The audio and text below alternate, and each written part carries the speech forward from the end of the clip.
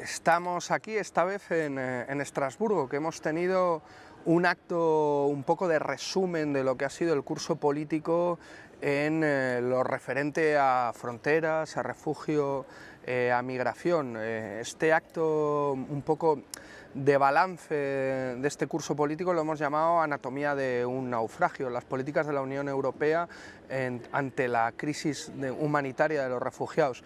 El naufragio es claramente, o nos referimos claramente al proyecto de la Unión Europea, un naufragio político, un naufragio ético, un naufragio moral, que se ha visto claramente con las políticas de la construcción de una Europa fortaleza, del cierre de fronteras, que intentaban responder a una crisis humanitaria generando aún mayores consecuencias justamente de esta crisis humanitaria, intentando responder a la crisis humanitaria con concertinas, a una crisis humanitaria con más seguridad, con más militares, con más medios securitarios y con nula apoyo humanitario y con un incumplimiento sistemático incluso de las propias normativas de la Unión Europea. Para esto hemos tenido una mesa muy interesante aquí en Estrasburgo y tenemos una parte de esa mesa aquí con nosotras.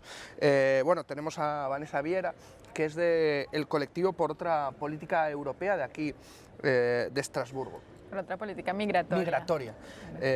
Aquí en Estrasburgo, muchas gracias por estar con nosotros.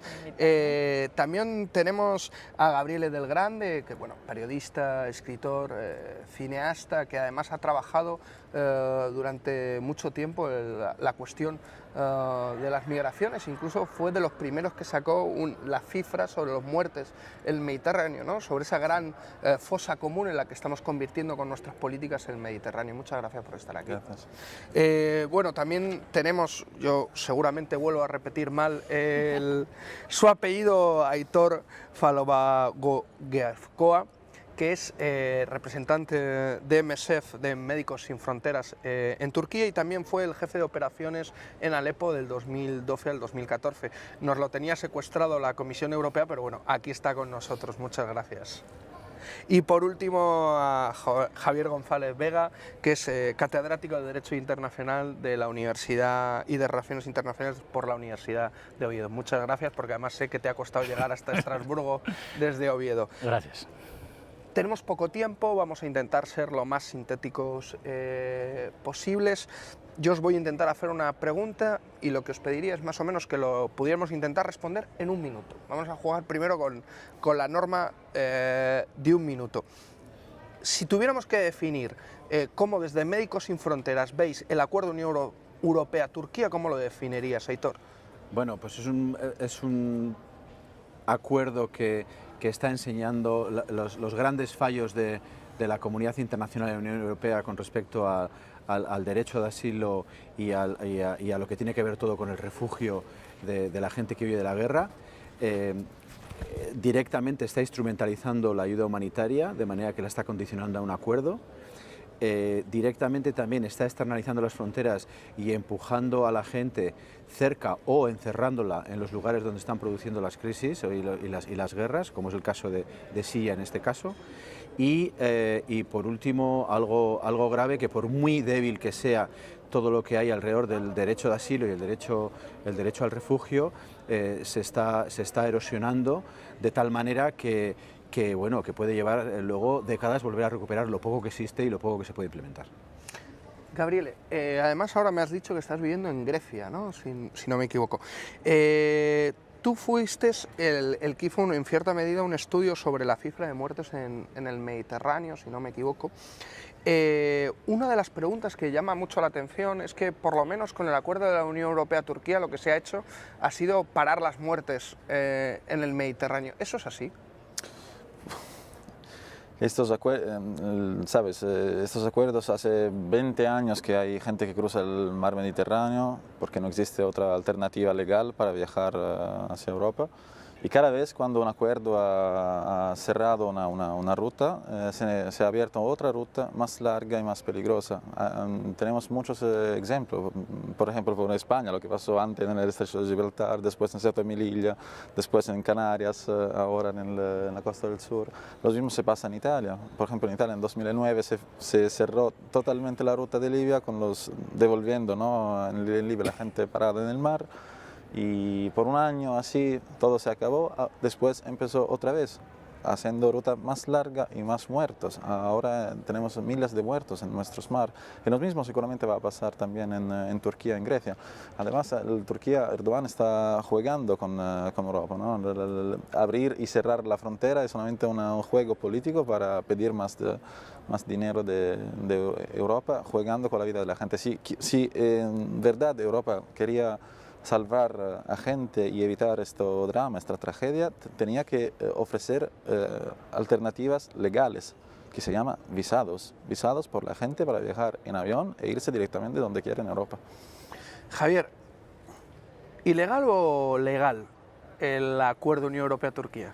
Bueno, el problema precisamente que plantea el acuerdo o el conjunto de acuerdos, porque ha habido una sucesión de negociaciones que parecen haberse plasmado definitivamente en ese acuerdo de marzo, la primera duda que suscita es si está el acuerdo, y me explico, se trata de un tratado internacional, la única fórmula parece por la cual se podría llegar a un acuerdo entre ambos grupos, la Unión Europea por un lado y sus Estados miembros, Turquía por el otro, sería sobre la base de un tratado internacional que recogiera unos compromisos jurídicos para las partes. No parece ser tal cosa, porque hablamos más bien de una declaración que apunta a un contenido político. Mi duda como jurista es en qué medida eso se concilia con las reglas del derecho de la Unión Europea que imponen que en relación con determinadas materias, en las que además tiene una competencia el Parlamento Europeo, pues se puedan abordar en un instrumento meramente político, ¿no? Por lo tanto, una primera gran duda acerca de la legalidad del instrumento en el que se canaliza esa cooperación entre Europa y Turquía. Y una segunda duda, que en este caso ya afecta al fondo del asunto, acerca de los concretos compromisos que asumen las partes, ¿no? Donde obviamente las dudas acerca de si se está cumpliendo el principio de no devolución, si en realidad la condición de país seguro que se predica de Turquía resulta conforme a la realidad, en fin, hacen plantear dudas. Claro, de hecho, incluso a nosotros nos han dicho, y algunas organizaciones también lo defienden así, es que no hay tal acuerdo, no hay un acuerdo Unión Europea-Turquía en vigor. Lo que hay es un acuerdo entre Grecia y Turquía bilateral para la expulsión, que incluso está paralizado por la propia judicatura griega, porque los jueces griegos están cuestionando, y las juezas griegas también, evidentemente, están cuestionando que Turquía sea un país seguro y la decisión del Parlamento griego de haber considerado por vía de urgencia a Turquía como un país seguro. ¿Eso es así?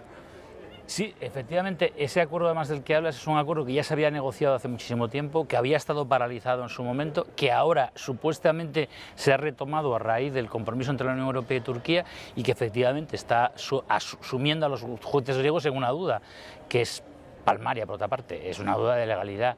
Hay unas reglas claras establecidas en la Convención de Ginebra, con las cuales los solicitantes de refugio tienen una serie de derechos garantizados, y hay luego, sin embargo, unas previsiones derivadas de ese compromiso entre la Unión Europea y Turquía que imponen, ya digo, una política de devolución hacia un país acerca del cual se cuestiona su condición de país seguro, ¿no?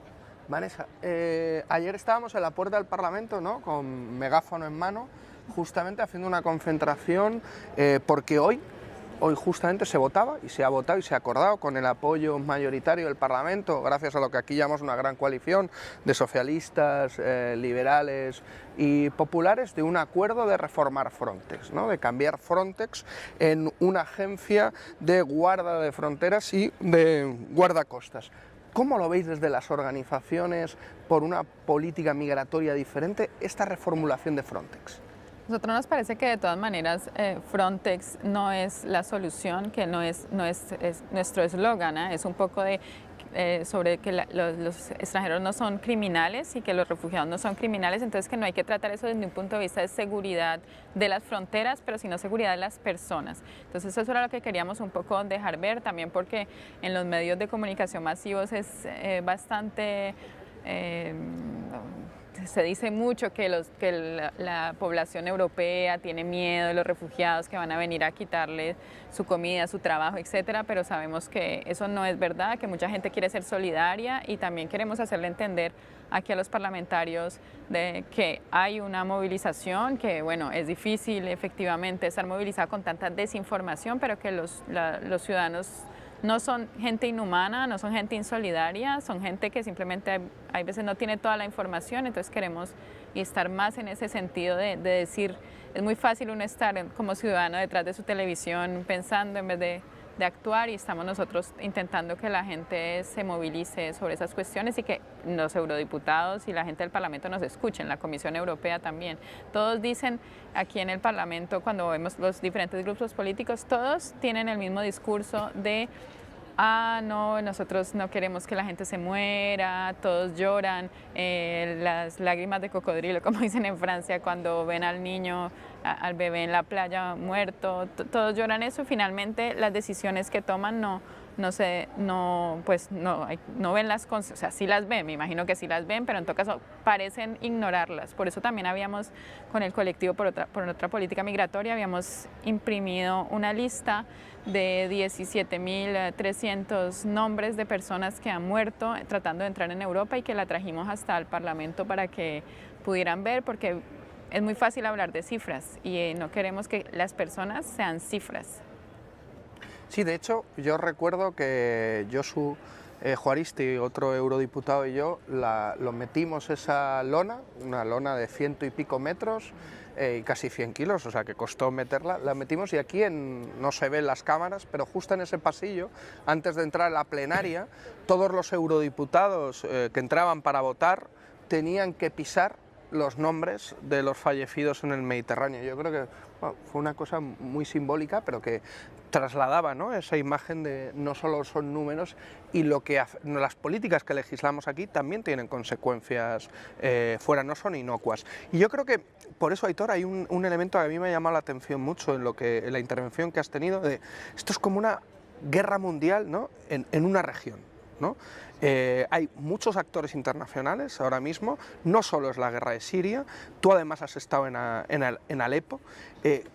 ¿Cómo ves la situación y sobre todo las políticas europeas que tienen ahí? Porque no solo hay que hablar de los elementos coyunturales de la llegada de refugiados, sino por qué se generan también esos refugiados, ¿no? Bueno, hay una cosa. Primero, la sociedad siria y la sociedad iraquí están completamente exhaustas, están completamente al límite después de 5 años de guerra, y en el caso de la iraquí desde el 2003, porque en el fondo la guerra en Irak no se ha acabado, ¿no? Esta es la primera cuestión. Entonces, el que haya tal cantidad de actores exógenos entrando en una guerra, que tienen la capacidad para seguir una guerra que igual los propios iraquíes y los propios sirios no tienen, está pues creando y está exacerbando la situación. No estamos cerca de que se acabe el asunto, y estamos más cerca de que haya nuevas crisis migratorias y de refugiados, porque la situación sobre el terreno, la situación militar sobre el terreno va a empeorar, no va a mejorar por ahora. Va a empeorar significativamente en muchas zonas del norte de Siria, en el norte de Irak, etcétera, etcétera. Entonces, nosotros estamos viendo eso y claro, lo que nosotros queremos decirles a los políticos europeos es: tú no puedes estar bombardeando un país e ignorar las consecuencias o tratar de evitar las consecuencias de esos bombardeos e intervención militar. Y esto pasó en Libia y está pasando en Siria. Además, decías también que hay campos de refugiados en propio territorio sirio que no pueden pasar ni a Jordania ni a Turquía, ¿no? Que Turquía está construyendo un muro. Sí, Turquía está construyendo un muro que ha sido al principio, sobre todo a petición de los países europeos, y ahora mismo lo que tenemos es 100.000 personas en una pequeña bolsa ahí alrededor de Asas en el norte. Hay otras 65.000 personas en el desierto en Jordania. Hay muchísimos campos de desplazados también en la frontera con Idlib, entre Idlib y Antioquía. Estamos hablando de decenas de miles de personas que ahora mismo no pueden salir de una zona que realmente que están entre los ataques aéreos, los frentes de guerra, etcétera. Y Javier, porque Uno de los elementos también que el acuerdo Unión Europea-Turquía en cierta medida consagra son las devoluciones en caliente, pero las devoluciones en caliente no llegaron con el acuerdo Unión Europea-Turquía, de hecho las pusimos nosotros en boga, ¿no? Con la política migratoria española, justamente con la ley Mordaza, y ayer Hungría lo metía en su legislación justamente migratoria, ¿no? Marcamos tendencia en Europa. Claro, ¿cómo es el tema de cómo se le podría entrar desde un punto de vista del derecho a las devoluciones en caliente? Porque yo creo que sería un elemento a intentar tirar para atrás. En realidad, bueno, si me permites te corrijo, las devoluciones en caliente en realidad ya estaban establecidas en la práctica, no voy a decir en la ley, pero sí desde luego en la práctica administrativa española antes de que la llamada ley Mordaza viniera a consagrarlas. Eso sí, consagrarlas con una serie de correctivos, una serie de rectificaciones que tratan de conciliar lo inconciliable, ¿no? Se habla de adoptar medidas expeditivas en frontera para expulsar al inmigrante irregular, pero al mismo tiempo se dice que esas medidas se conciliarán con el respeto de las obligaciones internacionales, incluida la Convención de Ginebra, ¿no? Pero bueno, esta cuadratura del círculo es lo que, por otra parte, el acuerdo con Turquía trata también de conciliar, y a lo que se ve en esta prodigiosa difusión de las malas prácticas, pues nos lleva ahora el caso Umar. Bueno, desde mi perspectiva parece evidente, lo he dicho antes, se trata de la cuadratura del círculo. Si las exigencias derivadas de la Convención de Ginebra imponen, por tanto, la obligación del Estado territorial frente a cualquier persona que accede regular o irregularmente a su frontera, de, por tanto, permitirle el exponer las razones que justifican una solicitud como refugiado, lógicamente esa persona debe tener que exponerlas con toda libertad. Cualquier tipo de medida que impida, y en eso consiste técnicamente la devolución en caliente, el que esa persona pueda, por tanto, justificar y alegar ese derecho a solicitar refugio, es una vulneración inequívoca, crasa y fulgurante de la Convención y del principio de no devolución. Yo no veo una alternativa. ¿Y a quién reclamamos? Claro. Bien, la cuestión es, bueno, ¿a quién reclamamos? O sea, el problema básicamente en el derecho siempre se cifra en el hecho de que efectivamente tiene que haber un soporte jurídico. En este caso, evidentemente, son las víctimas las que obviamente debidamente asesoradas, aunque se encuentren fuera del territorio. Hubo un caso, que me corrija Gabriel, el caso Irsi, precisamente donde la persona ya había sido devuelta a Libia y esa persona, sin embargo, formuló una reclamación contra las autoridades italianas que presentó finalmente ante el Tribunal Europeo de Derechos Humanos y que dio como resultado una sentencia condenatoria para Italia. Por lo tanto, la cuestión es, incluso siendo alejado del territorio del Estado, el intentar, no obstante, una acción en justicia, una demanda que en último término puede ser conocida por un tribunal internacional y que puede, en este caso, entiendo yo, deberá inexorablemente dar la razón a aquella persona a la que se le ha denegado el refugio. Aunque parezca mentira, se nos está acabando totalmente el tiempo. Quería terminar sobre todo con este lado de la mesa, Gabriele. Yo creo que si alguien ha hecho esfuerzos para poner cifras sobre las muertes en el Mediterráneo, has sido tú, ¿no? Pero, ¿qué soluciones podríamos buscar a eso? Hay una sola solución, que se llama derecho a la movilidad, al viaje, a los visados. Entonces necesitamos algo que es una... Yo creo que, bueno, en la emergencia, también los tribunales nos pueden ayudar, mas lo que necesitamos es política. Entonces necesitamos un proyecto político. ¿Qué queremos que sea el Mediterráneo en los próximos 20 años? ¿Queremos que sea una fosa común? ¿Queremos que sea un cementerio de miles y miles de personas? ¿O queremos un proyecto político? ¿Queremos que las dos orillas del mar, ¿no?, el norte y el sur, puedan participar de un proyecto político a todos los niveles? No estamos hablando solamente de asilo político y de refugiados, estamos hablando de la movilidad, de los estudiantes, de los trabajadores, de los turistas, de los investimentos económicos y culturales, ¿no? La Unión Europea ha construido barreras, un muro, ¿no?, que nos ha divisado, ¿no?, el norte y el sur de este mar. Entonces creo que de realidad necesitamos de un encuentro, ¿no?, entre las dos orillas. Y la única solución para terminar el masacre continuo de la gente es ofrecer a la gente la posibilidad de viajar. Y tenemos también realidad que podemos también estudiar. La libre circulación existe al interno de los 28 países europeos, existe en América Latina, existe en parte del África Occidental, existe en parte de la Asia. Entonces podemos estudiar cómo funciona y buscar esta alternativa, porque es la única alternativa que tenemos. Y bueno, para terminar, evidentemente vamos a echar mucho de menos a Vanessa porque deja Estrasburgo, con lo cual ya no la vamos a ver tanto por aquí. Esperemos que nos veamos o en Estrasburgo o en Colombia, pero ¿qué se puede hacer desde la sociedad civil en un minuto como elemento de incidencia política? Porque aquí los números son los que son en el Parlamento y hasta que no se cambien no podemos seguir soportando esta política migratoria. ¿Qué podemos hacer desde la sociedad civil? Pienso que como sociedad civil hay que tratar de humanizar de nuevo esta situación. O sea, mientras todas las instituciones se encargan de deshumanizarla para que sea más fácil decir no 1000, no 2000, no 3000, no ellos, no tal, hay que volver a pensar que son madres, padres, personas, estudiantes, es gente, todas esas personas son gente que podría ser cada cual. Entonces, a partir de ahí, tratar de quitar todos esos prejuicios que tenemos, que son inventados, porque cuando estamos hablando también de todo lo que nos dicen, hay muchas cosas que no son verdad, y estamos haciendo una opinión pública que está basada en cosas que no son verdad. Hay gente que está huyendo unas situaciones gravísimas, entonces nosotros que no estamos en esa situación tan grave tenemos que apoyarlos. Entonces pienso que ahora es humanizar esta situación porque es una situación humana. Bueno, para terminar, simplemente yo creo que dar las gracias a Aitor y a MSF, sobre todo por la decisión, una decisión política, que es la de no aceptar fondos de la Unión Europea mientras se mantengan estas políticas que atentan contra la vida de las personas, que atentan contra el derecho al refugio y que en cierta medida generan también crisis humanitarias. Yo creo que hay que dar las gracias por hacer esa actitud política y valiente, animar a todo el mundo a poder apoyar también a MSF en ese sentido y también reconocer a muchas otras pequeñas organizaciones que no tienen la plataforma política y mediática de MSF, pero que yo que he podido recorrer gran parte de las fronteras en estos últimos 2 años, he podido ver a miles de ciudadanos, de activistas, que son lo mejor que tiene Europa y lo que está demostrando que ante la xenofobia política de las instituciones, Europa tiene que estar en disputa y quien va a disputar esa Europa no somos los parlamentarios en este Parlamento, sino es la gente en las calles y